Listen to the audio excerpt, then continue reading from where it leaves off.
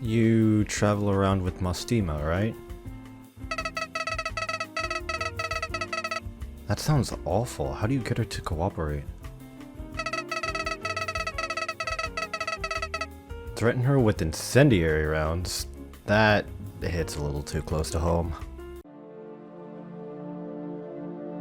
Fiammetta is the AoE sniper that comes with the Guiding Ahead event. Her first talent gives her a pretty powerful vigor attack buff above certain HP percentages at the price of constantly losing HP per second. She'll never die from this talent, and you can pair her with minimal healing such as Sculptor to make sure she gets that attack buff. Fiammetta's second talent gives her more attack speed when her skills aren't active, which is actually pretty good. Even though her basic attacks aren't the core of her kit, all her skills charge offensively, so she charges them faster. It decreases her attack interval by around half a second compared to other splash snipers, which can mean a lot over time. Fiammetta's second skill fires a bullet in front of her that explodes when it reaches the end of her range, dealing big damage. After exploding, the path of the bullet will explode too, dealing even more damage. The skill has an extremely low SP cost of 7, so it's good for consistent damage. The line explosion actually has a pretty wide AoE, so she ends up hitting everything in her range. The real reason you're probably pulling for Fiammetta though is her third skill, where she does big damage with big AoE. Enemies hit in the outer area of the AoE will take 125% damage, while the ones hit in the inner area will take 220%. It's an infinite duration skill that you can manually turn off, and as with any infinite duration skill, AFK setups, ooh yeah. You'd think that Fiammetta would be cranking out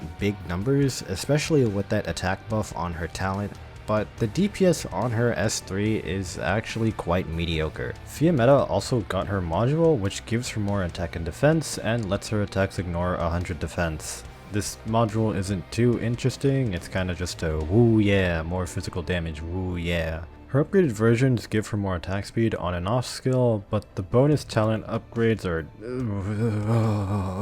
If you haven't noticed already, all of Fiammetta's skills are attack scale, so she pairs really well with buffers. Her S2 and S3 look really fun to play with, but overall her damage is nothing special. In fact, that's the main problem with Fiammetta. She only offers amounts of damage and nothing else. But if you love committing war crimes and carpet bombing your enemy, then she can definitely be a fun operator to use. Oh, you were the person specifically recommended by Amiya. Amiya, just because they can use firearms doesn't exactly mean they fit the criteria to become an operator. I mean, yeah, Horn has actual experience, but we still have to go through the interview process to make sure they're a good candidate. Use of firearms doesn't make them qualify. And you're accepted. Horn is a fortress defender, which is basically the Ashlock branch. These types of defenders have a small area ahead of them that let them launch ranged AoE physical attacks. The range looks really weird at first, but after putting it to good use, Horn can launch attacks from places no other operator can. Her first talent increases all defenders' attack by 20%. You heard that right, 20%. With such a big stat buff on her first talent, surely her second talent wouldn't be anything too crazy, right? Right? Okay, so her second talent allows her to revive herself with 50% of her max HP along with the good attack speed and defense buff. So, yeah. Big damage, defense, and I don't feel like dying today mechanic. This talent is pretty big by itself, but it's better to talk about it when it's paired with her third skill, so I'll explain the synergy when we get there. Horn's first skill makes her next attack deal big damage. If it's a ranged attack, it'll have an increased splash range and will reveal any invisible enemies in the area for 8 seconds. She can hold 2 charges of the skill at M3. Okay, so this skill's pretty cool. It reveals invis enemies, which is a pretty rare niche since the only other operators to have it are like Silverash, Elysium, Tsukinogi, and Scene. But there's one small problem with it. She has to do the ranged attack in order to reveal the enemies, meaning if the map was purely made up of invisible enemies, Horn wouldn't be able to launch any of these illumination grenades. The reason why this skill is good though is because of the really high multiplier on it, making it great for big AoE damage. Horn's other two skills have an overdrive state, which is an entirely new skill effect. Basically for overdrive, when the skill is below half its duration, it will gain additional effects. You can see this state as the skill bar turning red. Anyways, Horn's second skill gives her 10 shots that make her attacks deal big physical damage, as usual. The last 5 shots of the skill will have the overdrive effect, where she does another 60% arts damage. Here's the real kicker though. If you manually deactivate the skill, she will shoot all the remaining ammo in a single shot, basically dealing nuke damage. The catch is that she loses 60% of her HP if you manually deactivate the skill, regardless of whether or not there's enemies in range. This skill is as crazy as you think it sounds, with the only downside of it not synergizing with her second talent that gives her the revive state. Ammo-based skills don't really pair well with attack speed, but the damage on this skill is already massive, so at that point, who cares? And here comes her third skill. It increases her attack and greatly reduces her attack interval. The overdrive state increases Horn's attack additive even more while making her lose HP every second. With the very fast attack interval, she nukes most things out of existence with that big attack. Oh yeah, remember that second talent that gives her more attack speed when she revives? Now imagine Horn in her overdrive state with that extra attack speed and big attack.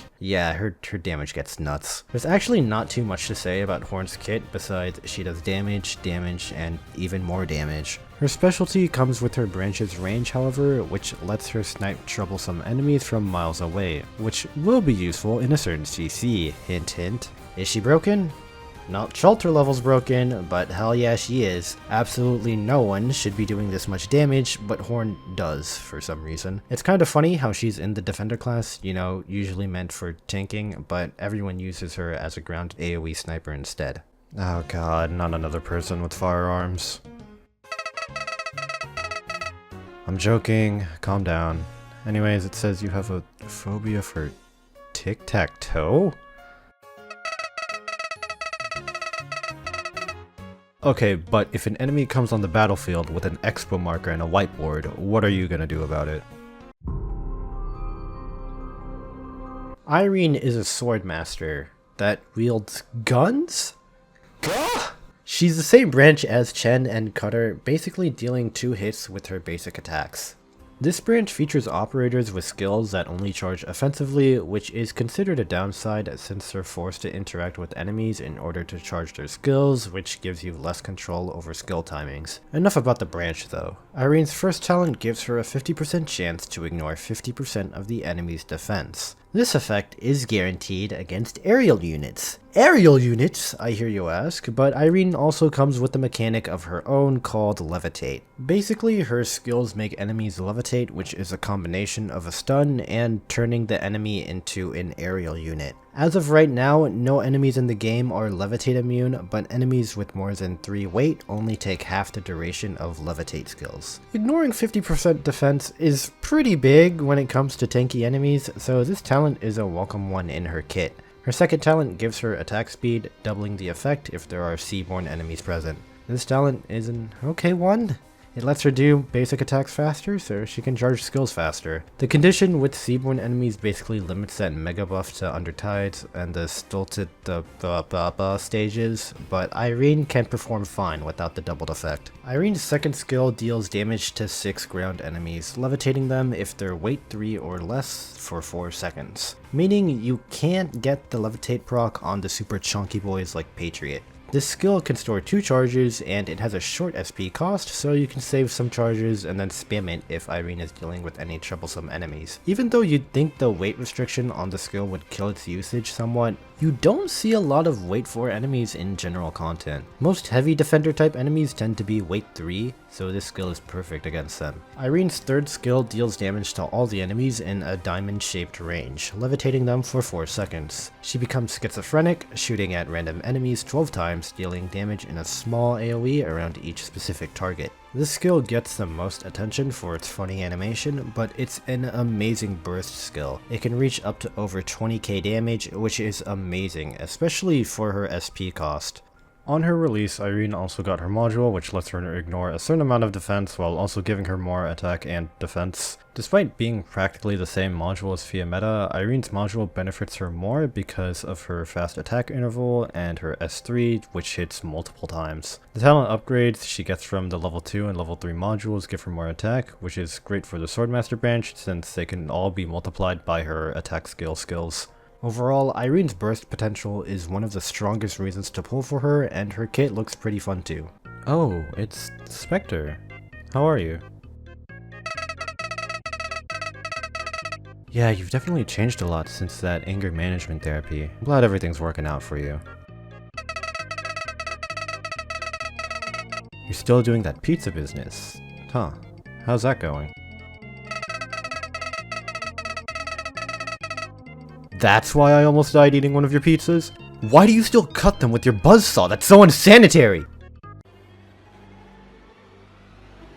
Specter the Unchained, also known as Spec Alter, also known as Spalter, also known as Spagah, is a doll keeper specialist, which is the same branch as Benna and Kazemaru. Her first talent makes her substitute deal arts damage and slow enemies in the 8 surrounding tiles. This talent is pretty good for the doll's ability to slow enemies, but the issue is that Spec Alter's skills don't involve a lot of use with her substitute. Her sub is kinda just there so that she doesn't get retreated, which in my opinion is a waste of the mechanic. Anyways, her second talent increases all Abyssal Hunters' health by 20%, which is massive. Spec Alter increases the survivability of herself by a lot, especially when you pair her with her other Abyssal Hunter friends like Gladia. Spec Alter's second skill makes her not die for 20 seconds, increasing her attack and attack speed. When the skill ends, she switches to her sub. So essentially, this skill is a copy-paste of Guard Specter's second skill, but with a longer duration and more damage. Even though it has a slightly lower SP cost than Specter's second skill, Spec Alter's skill 2 has a longer downtime. How? Well, she's forced to switch to her substitute for 20 seconds, and substitutes can't regenerate SP, so instead of a 35-second cooldown, it has a 55-second cooldown. Despite this funky downtime, Spec Alter gets some crazy damage in, especially with a big boost in attack and attack speed. Even better is that she's guaranteed damage on the tough enemies, since she can't die during the skill, so you can use her to deal chunks on bosses like Tallulah. Specter the Unchained's third skill increases her attack interval by 1 second, but increases her attack and HP by what the hell is that amount, Jesus Christ. It also turns her into a pseudo AoE guard, making her attack multiple enemies equal to her block count. If she's attacking an enemy with a higher or equal HP percentage than herself, she'll deal an additional hit of physical damage equal to 70% of her attack. If the enemy's HP percentage is lower than herself, then she'll lose 3% of her HP. Basically, if Spazly Do isn't under the enemy's HP to get more damage in, she'll try forcing herself under until she meets that condition for the extra hit. So with an attack that can reach over 3000, this skill can easily chunk enemies down, especially when that extra hit condition is met. The additional damage she gets from being under enemy HP is kind of a clunky mechanic when Spec Alters put against the wrong types of enemies, but even disregarding her damage, the HP gains from the skill are absolutely insane. At max level, she can reach almost 9000 HP, letting her tank just about anything. Spec Alter's modules make her substitute deal more damage, and it increases her max HP and attack, so that's nice. The real juicy bits are the upgraded versions, though, which allow her to gain SP when the substitute switches back to her. This helps her cooldowns immensely and makes her skills so much more cyclable. It fixes her main problem that I described earlier, so this module upgrade is a welcome one. The module also heavily increases the attack ratio on her substitute, so her sub can actually be a menace to society now. Specter the Unchained skills deal pretty big damage, but her kit is way more fit to be a guard than a specialist. Even though it seems like she's broken because of her really big numbers, she's not that crazy compared to Sutter or Ling. Her usage cases have mainly been in Abyssal Hunter clears and Specialist Knights, so if you're interested in any of those, she's definitely a must pull.